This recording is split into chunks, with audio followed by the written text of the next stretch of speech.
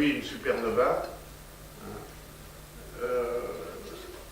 c'est en fait un couple d'étoiles, et il y a une étoile qui est beaucoup plus massive que l'autre et qui avale la matière de son compagnon, qui avale la matière de l'étoile compagnon, et à un certain moment, donc cette étoile qui avale va dépasser une certaine masse critique, et lorsque cette masse est dépassée, il va y avoir effondrement de cette étoile et allumage de réactions nucléaires et explosion, et une explosion qui va créer justement cette énergie formidable qu'on va appeler supernova. Et cette énergie, comme elle correspond toujours au même phénomène physique, c'est-à-dire dès qu'on dépasse une certaine valeur de masse critique qu'on appelle la masse de Sandra-Séquard, peu importe, mais toujours la même valeur, comme ça va se produire pour toujours la même valeur, l'émission de lumière va toujours être la même. Vous comprenez? Si l'émission de lumière va toujours être la même, ça veut dire que ce genre d'étoile va pouvoir nous servir de référence. Hein? C'est ce qu'on appelle une chandelle standard. Et en nous servant de référence, si je détecte une chandelle standard à 10 mètres, je vais mesurer sa lumière, elle aura décru, parce que c'est en une loi en 1 sur D2, en inverse carré, hein?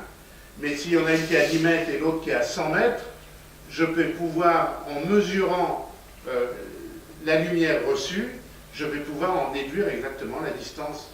Hein? Comme je sais que ça correspond toujours à la même énergie émise. Hein? C'est comme si j'avais des lampes de 100 watts, toujours 100 watts, disposées dans tout l'univers.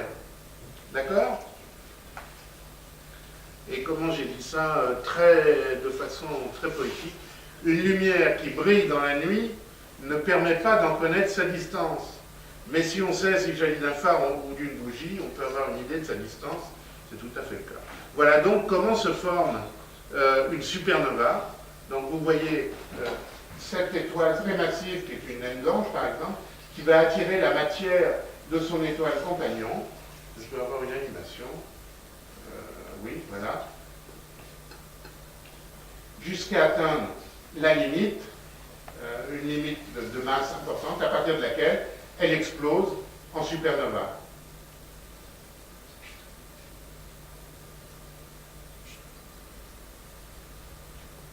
Et il reste au centre une étoile, un neutron ou un trou noir, peu importe. Et voilà une très belle supernova, c'est la supernova du crabe. Alors, vous connaissez l'histoire de la supernova du crabe, hein? C'est celle qui a été détectée par les Chinois en 1054. De façon très bizarre, elle a éclairé le ciel pendant plusieurs mois. De façon très bizarre, personne en Occident n'a relaté justement l'explosion de cette supernova. On ne sait pas trop pourquoi. Alors évidemment, en 1054, on était peut-être un peu trop... qu'est-ce que c'était? C'était les guerres de religion, non? Les Cathares. Ouais. Dans les Cathares. On avait peur de regarder le ciel. Hein. C'est un peu ça. Donc, enfin bref. Cette étoile a explosé en 1054 et on en voit toujours des restes. Et on va voir les restes.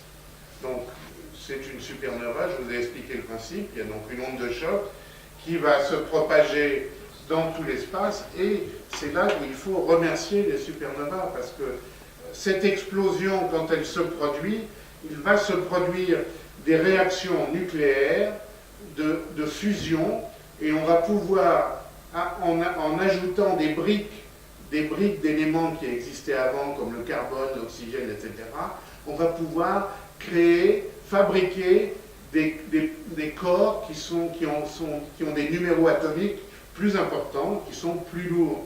On va créer du fer, on va créer du manganèse, du cuivre, et nous, on a besoin de ces éléments-là. Il ne faut pas oublier, l'univers, c'est composé de quoi? 99%, c'est de l'hydrogène et de l'hélium. Et nous, on s'en fiche. On n'est pas de l'hydrogène et de l'hélium. Bon, on a un peu d'hydrogène parce que c'est de l'eau. Hein. Mais nous, on est du calcium, on est du nickel, on est du fer, on est de l'or, etc. Tous ces corps n'existent pas dans l'univers, ou très peu. Donc, une supernova, c'est une chance. Parce qu'une supernova, quand elle va exploser, elle va créer ces corps lourds. Et ces corps lourds vont après s'accréter pour former des systèmes solaires, des planètes, etc. Et nous, on va être les enfants de ces supernovas. C'est pour ça que je dis toujours, on est les enfants des étoiles, oui, mais on est surtout les enfants des supernovas. Il y aurait un monde où il n'y aurait pas de supernova, on ne serait pas là. Il n'y aurait pas de vie possible. Bon, ça c'était le cycle des étoiles. Voilà pardon, la nébuleuse du Crabe, vue par Chandra. Et on voit qu'au centre de cette supernova, il y a en fait un pulsar très énergétique. Et ça, c'est pas une simulation, hein,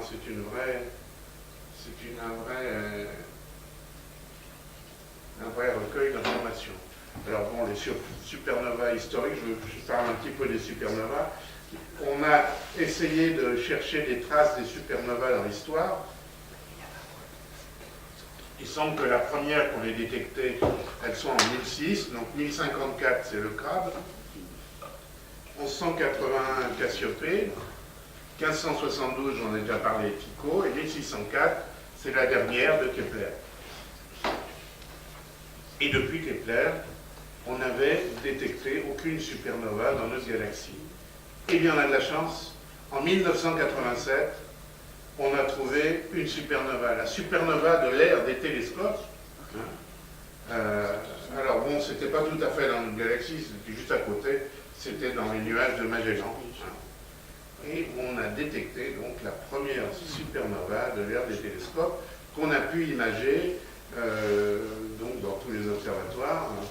Et bon, comment on l'a détecté? Alors c'est un peu compliqué. Une supernova, au moment où elle explose, elle émet aussi des neutrinos.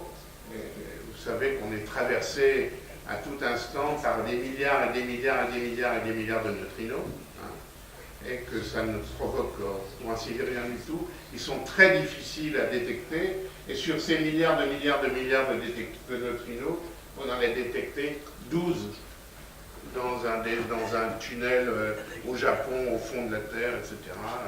Ce qui a prouvé, en calculant à l'envers, que le nombre de neutrinos émis était de, je vous laisse calculer, 10 puissance 57. Je ne sais pas si ça vous dit quelque chose, c'est plus que beaucoup. Et voilà, la supernova de 1987, vue en différentes longueurs d'onde, en X, en visible.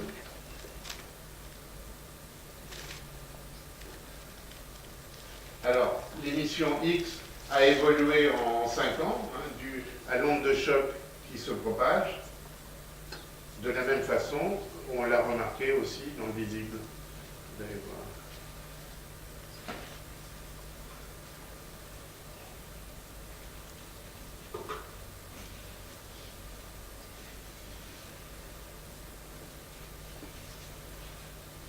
Vous voyez la date. On voit l'onde qui se propage. Alors, en X, on peut étudier aussi le centre de notre galaxie. Voilà, par exemple, le centre galactique mesuré par Chandra.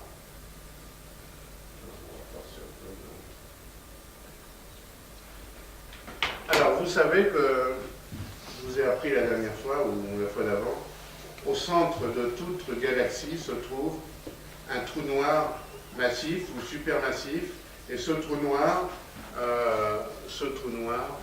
est nécessaire à la vie de la galaxie. On pense même que le trou noir a peut-être existé même avant la galaxie, on n'en est pas encore sûr, il y a des théories là-dessus. Et donc chaque galaxie, presque chaque galaxie, possède en son centre un trou noir important. De la même façon, notre propre galaxie possède un trou noir, c'est le nôtre. Hein. Il est situé dans le Sagittaire et en gros 25 000 années-lumière de la Terre. Et voilà, alors ça par contre, ce n'est pas en X, ça a été fait à partir d'observatoires terrestres, mais je ne peux pas m'empêcher de le montrer à chaque fois que je fais une conférence sur les étoiles. C'est l'étude, regardez la date ici, pendant 15 ans, du mouvement d'étoiles autour de quelque chose. Quelque chose qu'on ne voit pas ici. Qu'est-ce que c'est? Quelque chose de massif auquel on tourne, autour duquel l'étoile tourne, ça s'appelle un trou noir. Donc je vous présente le trou noir de notre galaxie. Il fait en gros 2 millions de masses solaires, 2 à 3 millions de masses solaires.